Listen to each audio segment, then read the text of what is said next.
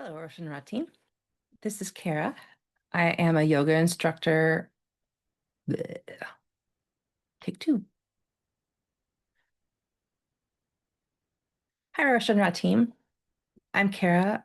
I'm a yoga teacher and a creative writer. I prefer writing epic adult dark psychological fantasies and weave my life and healing themes into the story. So that's what I like to focus on is healing themes in creative works, memoirs that help with healing, uh, books I don't recommend because of the way they talk about things, or yoga and creative writing, creative expression in general. So this channel will be about healing through creative expression and yoga. Now that's out of the way. This is going to be a review of Daughter of No Worlds by Carissa Broadbent.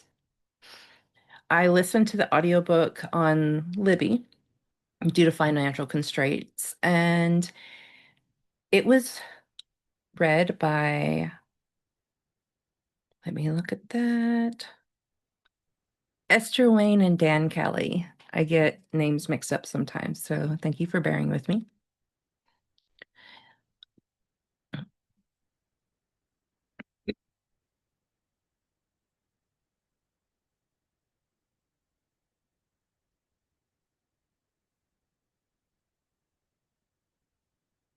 I gave this book a 5 star, or 5 stars. Bleh, trying to talk. I gave this book 5 stars, and it was because I could tell a lot of care was taken in the writing. It the characters were relatable. They made decisions that made sense, and the romance in it didn't idealize horrible traits in people as a good thing. So the plot of this book. Tasana is a slave and who has magical powers in a human world where a lot of people don't have power. Her family goes to the mines and she is taken to perform for nobles. It's stated multiple times in the story that her family is either dead or people who went to the mines didn't last very long. So it sets her up as being already traumatized. She was on the run earlier in her life. She's dealt with, she was a child who was in war, whose family was stolen. She was stolen. There's essay, there's cognitive dissonance, there's just so much that she has to go through. So 8 years later, after, being in slavery, 8 years, she finally has enough money that her quote owner said that she could buy her freedom. When she goes to do this, he gets mad, jealous, and tries to unalive her. So she has to protect herself and flees. And she goes to another country to join this group called the Orders. So but she's not wanting to go to the Orders and just live her life. She wants to get enough power and enough people on her side to come back to rescue the thousands of slaves still in captivity who could be unalived at any moment. And every moment of their lives, they have no freedom and no autonomy over any part of their lives, including their bodies. So her character was realistic, endearing, silly. She was a hard worker, dedicated. She made logical decisions also based on emotion, but it was out of desperation, so she didn't always see every outcome. So it set her up as being a really intelligent, really compassionate, really, she can sense what's going on in people. She can't really read minds, but she can get impressions of how they feel or kind of feelings slash like motivation in a sense, like the intention behind it. She uses her power in ways that even when she's feeling depreciating, she's using her power to like come off as more charismatic and beautiful and mesmerizing than she feels like she is. And it's because her mom said, "Remember your power." So she remembers she has this power, but she doesn't feel like she's anything more than this power. And she feels responsible for the people around her who don't have any power. And she doesn't feel like she's worth being in a relationship with somebody who treats her well. Like she deals with common trauma responses where she has this cognitive dissonance, like still has love for the man who owned her, abused her, and like treated her as almost like the golden child in a family, but also made sure she knew her place. And her character was really well done in that even though she had so many vulnerabilities and so many decisions based on trauma responses, she came off as really powerful. The love interest is also important to talk about because as I've mentioned before, there are a lot of novels that don't really have love interests that show love. They show possession or obsession, or even like just this symbolic, like this is what I get out of this person instead of this person connects with my heart deeply. So Max, the love interest, is one of these really good characters. He's moody, and but it's written in a way that it's understandable why he's moody. It's multi POV, so we get his side of the story, and we get what Tasana sees as well. But we also get, I'm not going to spoil why, but Tasana also sees some of his memories at different times. And it it made sense why she's able to do that because of the storyline. And it it helped almost have like a three different points of views of the love interest. So that was actually really, really helpful, especially from her coming from a trafficking past.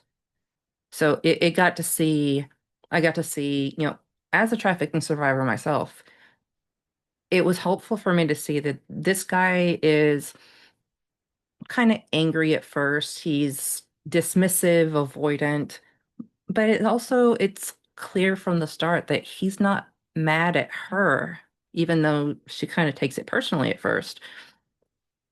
He's mad at the situation and he's trying to get out of the orders while she's trying to get in. So the storyline as it goes, it's not like an instant like love connection. It's not like enemies to lovers even.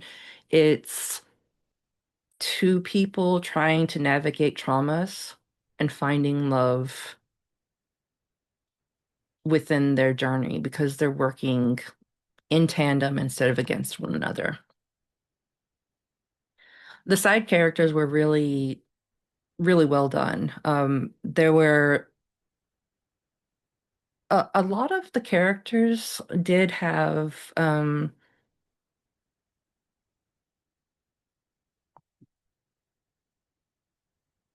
not much. Um, I'm trying to think of what I'm trying to say.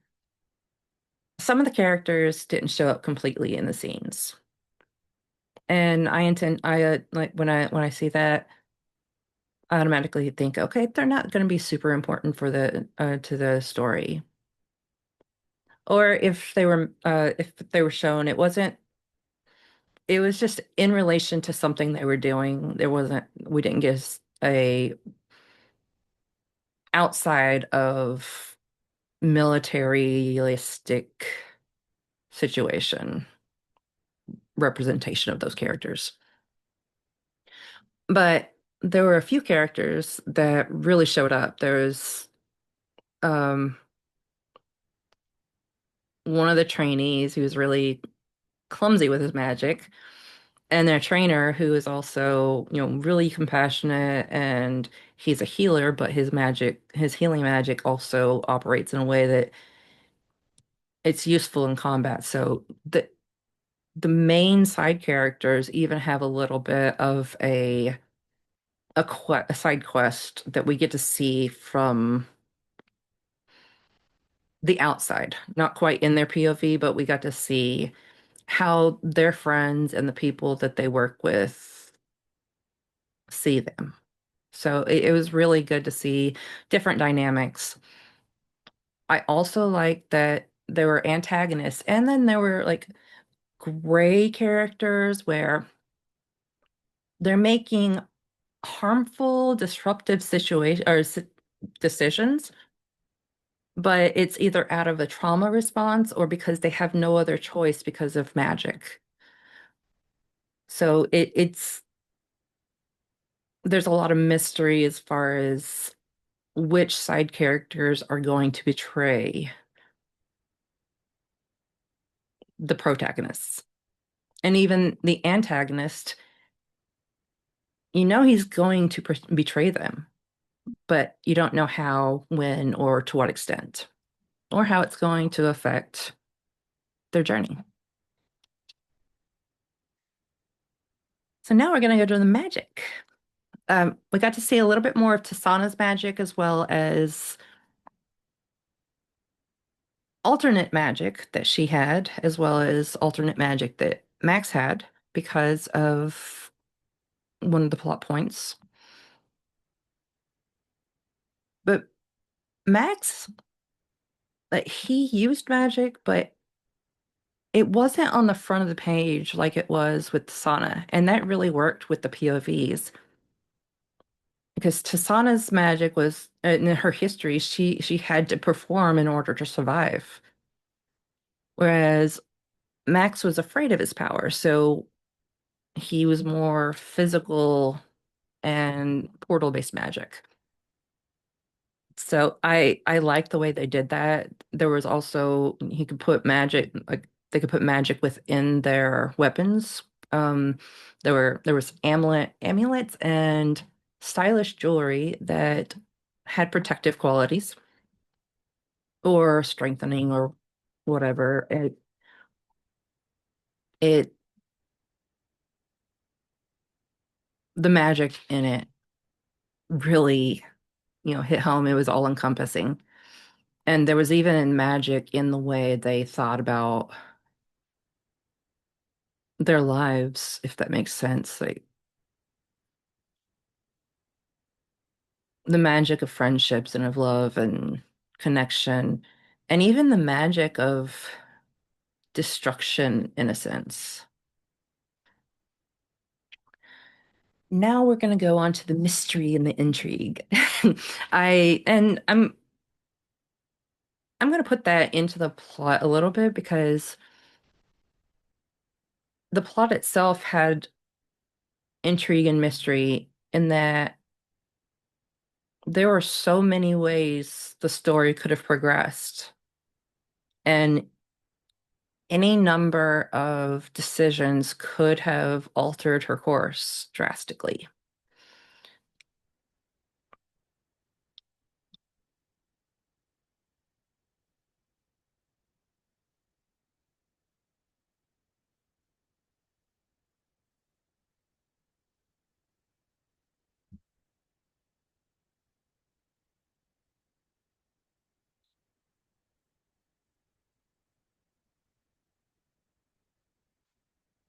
The character arcs within this, and even the things that they're willing to put up with, the things that affect their mental health, and the things from their past, they intrigued me so much and like brought curiosity into my mind.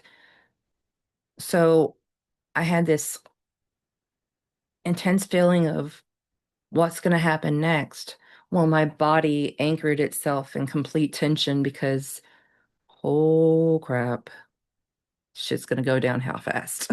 So it was really, it kept me on my toes. And, sometimes they're literally on my toes because I like listening to audiobooks and podcast episodes when I'm practicing my yoga sessions. Hmm, little fun fact. So the next thing I'm going to talk about is the grammar and structure. I believe this was traditionally published.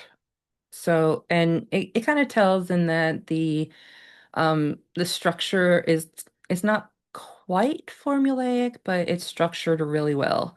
You can definitely see the progression of the plot. She starts here and she ends here, and there, just ups and downs along the way.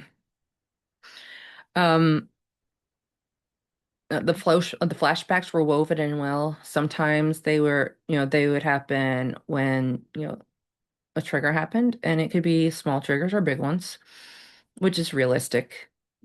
It's something as simple as a smell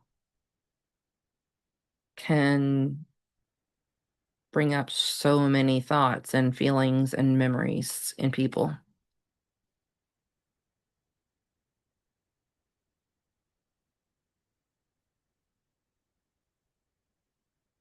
The backstory was also woven in well.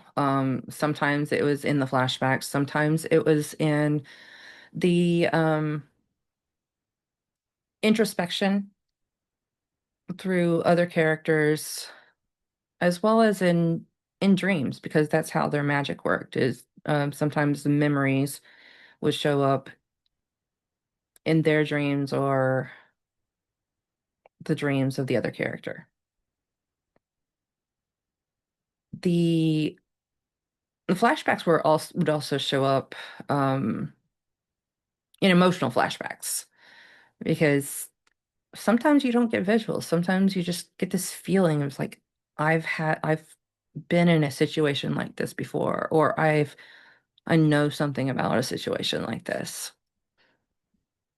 So that was really well done within the story as well. So it showed sometimes they didn't know why they were feeling the way they did, but other times there was definite knowledge why they felt the way they did, and they just chose to avoid it.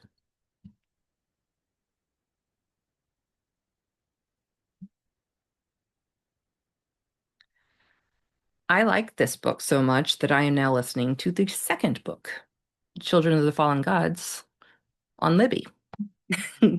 Also on Libby. So I want to talk about how this relates to my story and why I felt at home in this series or in this book and so far in the second book, and why I feel like my book might have a place beside it on a reader's bookshelf. At least that's my hope. So it has both childhood and adult essay, um, sex and labor trafficking, self-empowerment. It has empathy-driven actions, mental health issues, um, dissociative disorder themes, in this case, possession and compulsion, self-compassion, betrayal trauma, complicated grief, passive SI and self-sacrifice or martyrdom, um, low self-worth, which drives them to work harder, compulsive magic or compulsion magic, telepathy, healing magic, portals, romance, LGBTQ plus characters, mythological creatures, found family and purpose, and overcoming impossible odds while showing lasting effects. It doesn't come out all hunky-dory. There are consequences to every action in life, or consequences to inaction as well.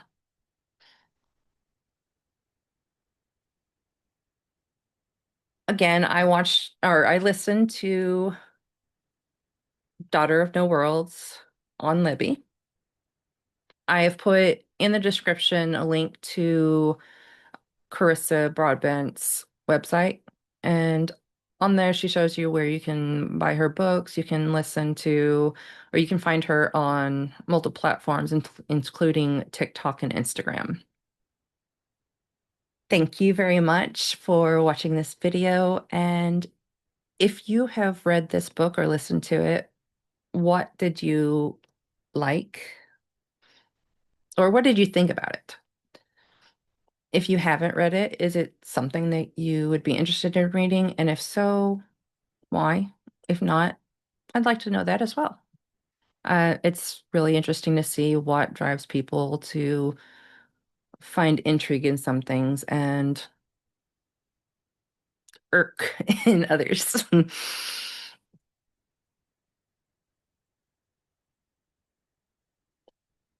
Thank you again, and like, subscribe, whatever. Thank you. Namaste.